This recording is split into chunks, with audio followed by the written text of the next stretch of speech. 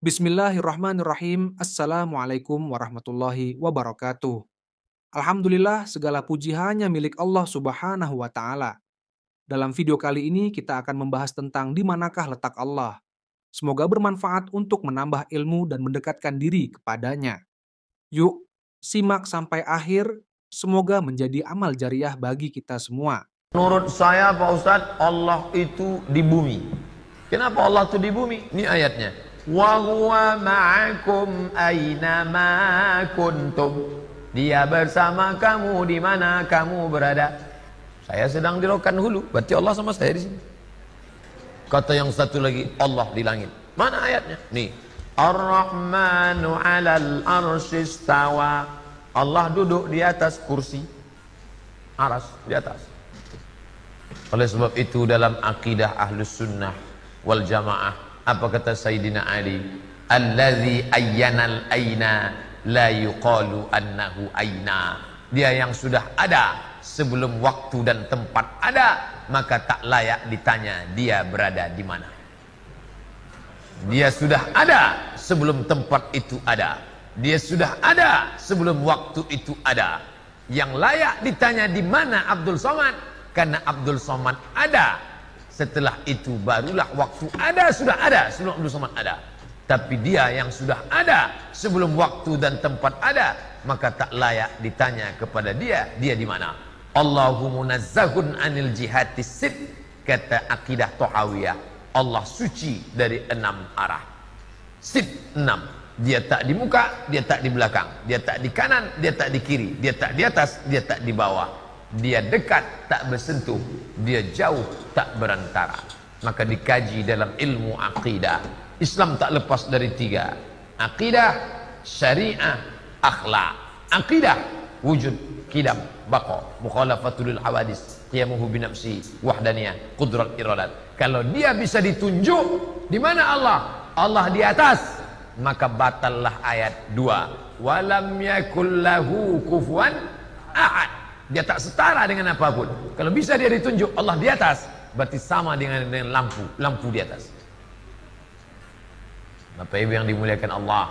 Oleh sebab itu Ahlus Sunnah wal Jamaah mengajarkan Allah maujud bila makan. Allah itu ada tanpa tempat. Karena kalau dia bertempat, maka dia bukan Allah. Allah duduk di atas kursi. Kalau Allah duduk di atas kursi, berarti kursi itu lebih besar daripada dia. Oh tidak Pak Ustaz, kursinya kecil. Oh kalau begitu dia besar, kursinya kecil. Tak muatlah dia di kursi itu. Lalu apa makna ayat Allah duduk di atas kursi? Maknanya kuasa. Itu makna Ar-Rahman 'alal arsy istawa. Kata akidah Asy'ariyah, Abul Hasan Al-Asy'ari. Bapak Dr. Andus Haji Ahmad MSI duduk di atas kursi Bupati Rokan Hulu selama 2 periode. Apakah artinya Pak Ahmad duduk aja di kursi? Tidak. Apa makna ungkapan itu? Bapak Dr. Andus Haji Ahmad MSI duduk di atas kursi Bupati Rokan Hulu selama 2 periode. Artinya duduk di atas kursi itu artinya isti'la, berkuasa. Itu maknanya. Jangan dikatakan Allah duduk di atas kursi. Kalau Allah duduk di atas kursi, maka menyamakan Allah dengan makhluk. Orang yang menyamakan Allah dengan makhluk namanya mujassimah, jisim, berbentuk, bertubuh, berfisik.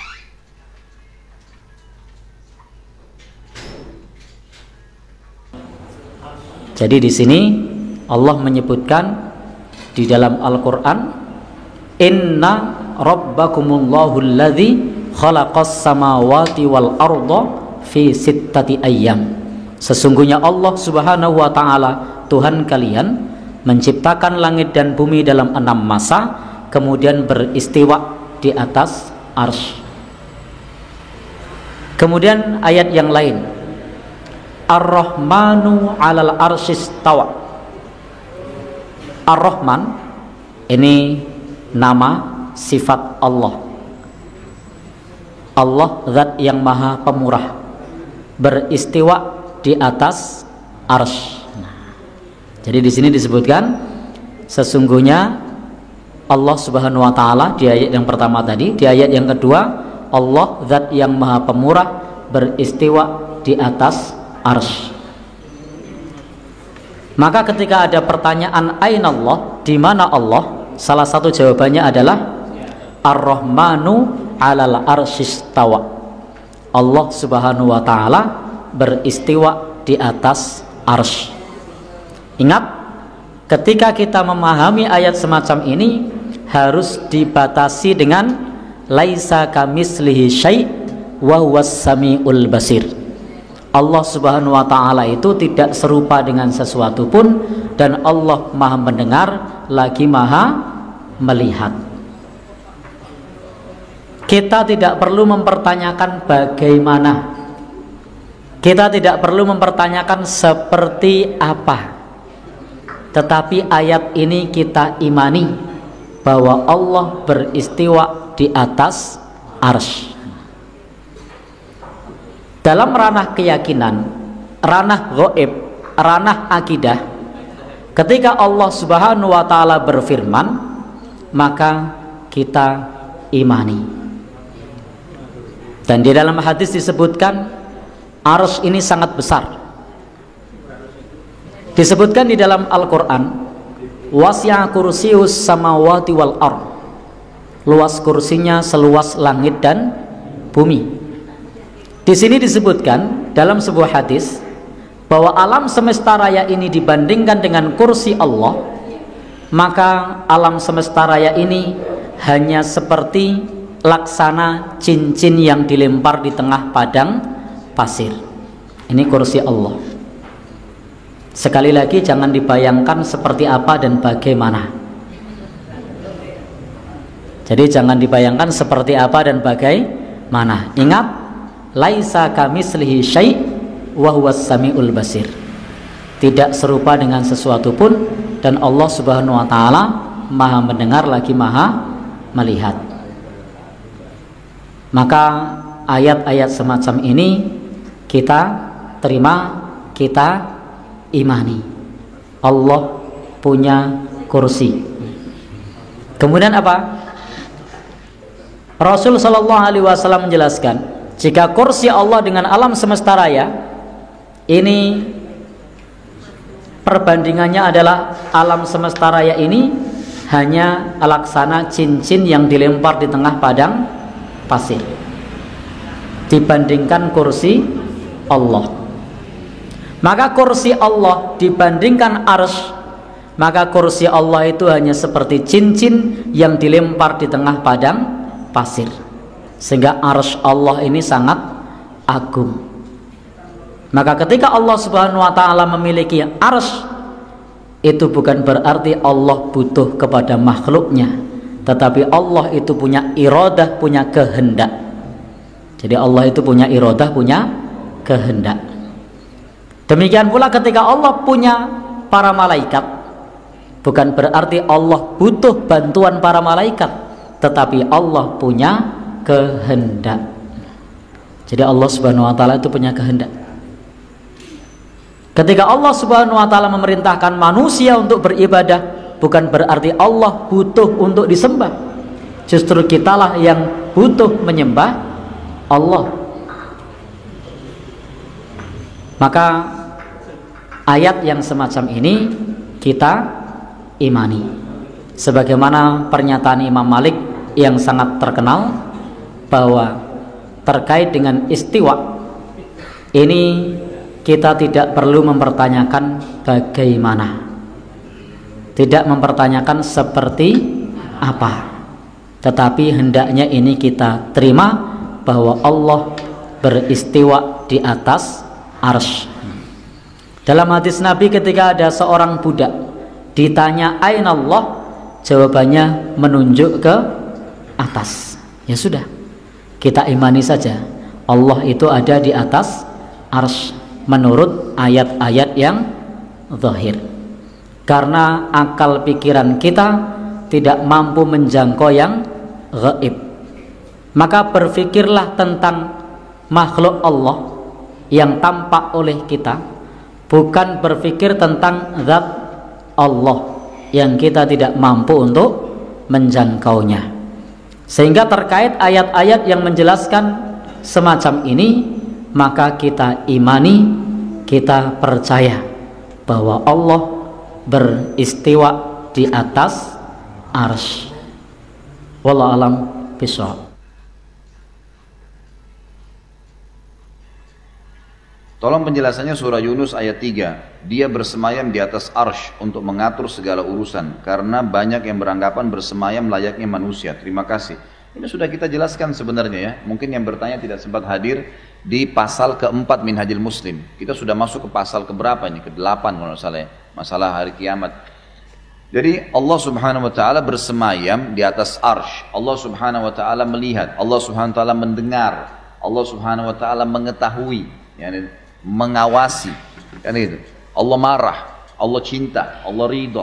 Semua itu nama-nama dan sifat Allah wajib kita imani sebagaimana apa adanya. Kata Imam Syafi'i rahimahullah, saya beriman kepada apa yang Allah sampaikan tentang dirinya seperti yang Allah inginkan, gitu kan. Dan saya juga beriman kepada apa yang disampaikan Rasulullah SAW sebagaimana apa yang diinginkan oleh Rasulullah SAW. Jadi kita harus memang seperti itu konsepnya. Kalau masalah Allah SWT dikatakan bersemayam, ya bersemayam di atas arsh. Tapi tidak boleh ada penyerupaan dengan makhluk. Tidak bisa, tidak jangkau. Bapak Ibu sekalian, akal kita ini dengan anggota tubuh, hati nurani, anggota tubuh, tangan, kaki, segala ini diberikan oleh Allah sebagai fasilitas untuk tunduk pada wahyu. Pahamin poin ini ya. Jangan wahyu yang Bapak Ibu korek-korek dengan akalnya, maunya wahyu sesuai dengan akalnya, nggak bisa. Kalau kita dahulukan akal, apa standarisasinya? Misal gini, kalau kita semua ini punya akal pikiran kita berbeda-beda semuanya. Yang satu suka kuning, yang satu suka kuning, yang satu suka biru, yang satu suka hijau, beda-beda warna, beda-beda bentuk, beda-beda jenis makanan, beda-beda keinginan kendaraan dan seterusnya. Baik, akal manusia berbeda-beda, diatur oleh wahyu yang mengatur, ada standarisasi. Bayangkan kalau kita balik, akal yang mengatur wahyu, akal siapa yang jadi standar? Kan gitu. Bapak Ibu kalau kerja di satu perusahaan yang harus tunduk, kita tunduk ke peraturan perusahaan atau perusahaan tunduk dengan akal-akal otak-otaknya pegawai-pegawai? Tentu saja pegawai tunduk kepada peraturan perusahaan. Bayangkan kalau saya buat perusahaan, semua pegawai saya harus ikutin otaknya mereka semua. Jadi mereka semaunya masuk kapan, mereka pakai baju terserah, mereka berbuat semaunya, ambil uang semaunya. Kacau balau lah perusahaan itu. Harus ada standarisasi. Wahyu itu standarnya, hukum. Semua otak harus tunduk di situ. Karena kalau akal yang kita dahulukan harus wahyu ikut akal, kita akan protes. Kenapa laki-laki dan perempuan saja? Kenapa tidak ada jenis kelamin yang ketiga? Kenapa sholat duhur 4 rakaat? Kenapa sholat 5 kali? 1 kali saja? Dan gitu. Terusnya kita akan banyak protes tuh. Kenapa ada malam dan siang? Kenapa harus ada begini? Kenapa harus ada begitu? Kenapa harus ada pisang? Kenapa harus ada anjing? Kenapa harus ada babi? Banyak. Akal tidak bisa kalau dilepas, tidak dikontrol oleh wahyu, dia akan kemana-mana. Kacau balau semuanya. Maka harus ditundukkan dengan akal kita. Dengan wahyu. Wahyu menyampaikan tentang nama-nama dan sifat Allah. Kita harus imani apa adanya. Sampai ada penjelasan dari wahyu. Wahyu cuma menyampaikan Allah punya telapak tangan. Allah punya kaki. Allah punya penglihatan, pendengaran. Tapi Allah katakan dalam Al-Quran, Laisa kamitslihi syai'un wa huwas sami'ul basir. Allah itu tidak menyerupai siapapun, gitu kan? Apapun, dan dia maha mendengar lagi maha melihat. Jadi kita harus tahu masalah itu. Masalah Allah SWT beristiwa, bersemayam di atas arsy-Nya dengan kemahabesarannya. Imani masalah itu. Makanya Imam Malik rahimahullah pernah ditanya seseorang lalu dia berkata, wahai Imam, bagaimana sih caranya memahami istiwa? Seperti tadi pertanyaan, apakah seperti manusia bisa difahamin begitu? Manusia yang naik di atas singgasana? Lalu kata Imam Malik rahimahullah kalimat yang bijak, orang yang punya ilmu dalam masalah ini, dia mengatakan istiwa sudah maklum, bersemayam itu jelas, nggak ada sesuatu yang perlu dipertanyakan. Dalam bahasa Arab istiwa jelas adalah naik ke atas singgasana, gitu kan. Kemudian dikatakan kaifiyahnya majhul, bagaimana prosesnya tidak jelas buat kita karena tidak disampaikan dalam wahyu. Kita imani apa adanya. Was-su'al anhu bid'ah, bertanya tentang itu adalah perbuatan bid'ah, gitu kan. Imam Malik menutup pintu itu karena berbicara dengan tentang zatnya Allah itu tidak bisa terlalu jauh kecuali ada dalil yang menjelaskan. Allahu a'lam. Ini yang bertanya bisa kembali juga Bapak Ibu sekalian kembali ke materi kita di YouTube sudah ada tentang kajian Minhajul Muslim pasal keempat tepatnya, beriman pada asma dan sifat Allah. Maka Allah sampai sekarang adalah maha tinggi di luar makhluk tersebut, ya. Makanya Orang-orang yang menolak Allah di atas, mereka menyangka kalau kita bilang Allah di atas berarti Allah dinaungi oleh bumi, Allah dinaungi oleh langit. Bumi dan langit sangat kecil, bagaimana bisa menaungi apa? Allah. Tapi yang benar Allah di atas dan Allah di luar makhluk. Paham? Allah di atas dan Allah di luar makhluk. Allah mengatakan, "Wa ma qadarullaha haqqa qadrih." Sungguh mereka tidak mengagungkan Allah sebagaimana mestinya. Wal amru jami'an qabdatuhu yaumal qiyamah was samawati matwiyatun bi yaminih. Ya, maka seluruh bumi pada hari kiamat kelak akan dalam genggaman Allah dan langit dilipat oleh tangan kanan Allah. Sungguh kecil. Ya. Langit dan bumi sangat kecil. Bagaimana mau menaungi Allah Subhanahu wa taala? Mereka menolak Allah di atas karena mereka dalam benak mereka, kalau Allah di atas berarti Allah dinaungi oleh yang di bawah, sehingga Allah butuh dengan tempat. Kita katakan tidak, justru langit dan bumi yang butuh Allah Subhanahu wa taala. Innallaha yumsikus samawati wal arda an tazula. Sungguhnya Allah yang memegang langit dan bumi agar tidak bergeser, agar tidak rusak, ya. Jadi jangan dibayangkan bahwasanya Allah di atas berarti Allah dinaungi oleh ruang hampa, dinaungi oleh langit, tidak. Allah Maha besar, Allahu Akbar. Tetapi Allah di mana? Di atas. Di luar alam semesta. Paham? Saya katakan tadi, Allah ciptakan makhluk, 3 kemungkinan. Paham tidak? Kemungkinan yang 3, Allah ciptakan di luar dan tetap aja di luar. Dan terlalu banyak dalil menunjukkan Allah di atas. Kalau seandainya semua dalil yang menunjukkan Allah di atas tidak benar, harus ditakwil, maka Al-Quran artinya kitab kebohongan. Kitab kebohongan. Bahkan syariat ini dibangun di atas Allah di atas. Syariat Islam ini bisa dibangun dengan meyakini Allah di atas. Kenapa? Al-Quran turun dari atas, malaikat turun dari atas, malaikat laporan ke atas, Nabi berdoa ke arah atas, Nabi tunjuk ke atas, kita berdoa kemana? Ke arah atas, Nabi Isra Mi'raj ke atas, ya.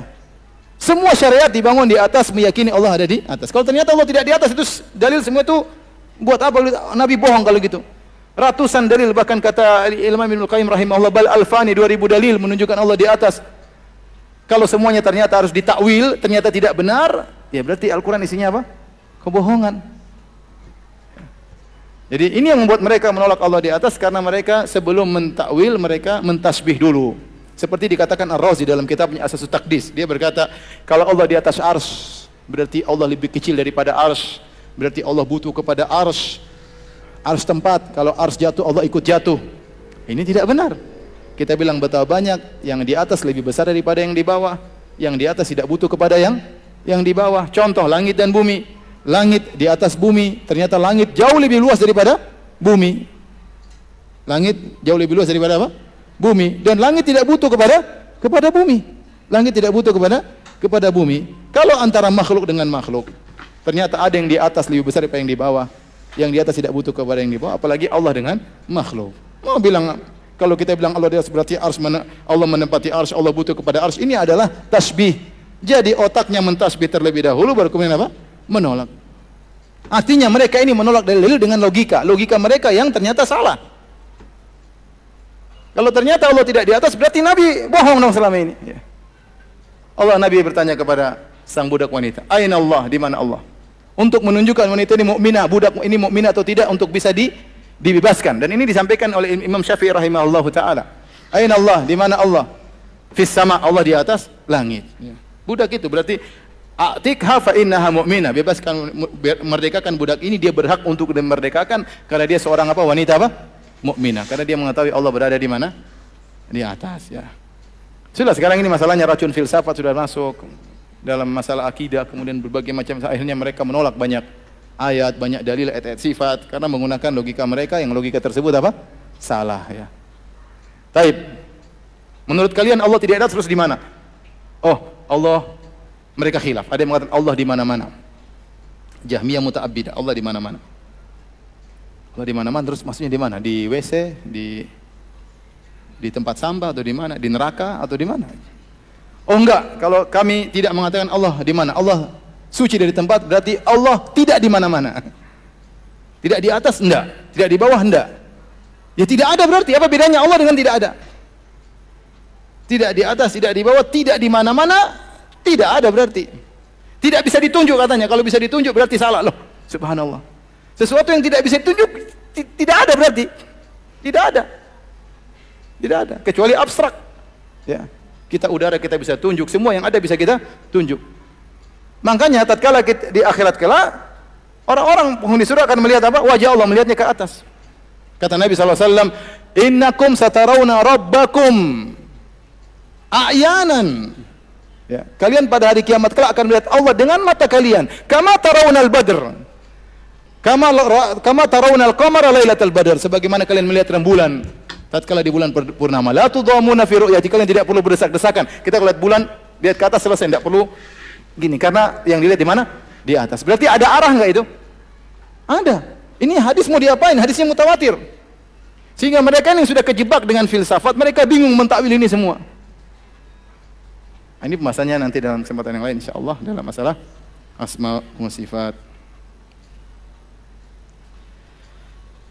Baik, demikian saja kajian kita ya. Berghaftar majelis, subhanakallah bihamdik, asyhadu an la ilaha illa anta astaghfiruka wa atubu ilaik. Assalamualaikum warahmatullahi wabarakatuh. Silahkan like, share, dan subscribe untuk mendapatkan konten Islami lainnya. Jazakumullahu khairan katsira. Sampai jumpa di video berikutnya. Wassalamualaikum warahmatullahi wabarakatuh.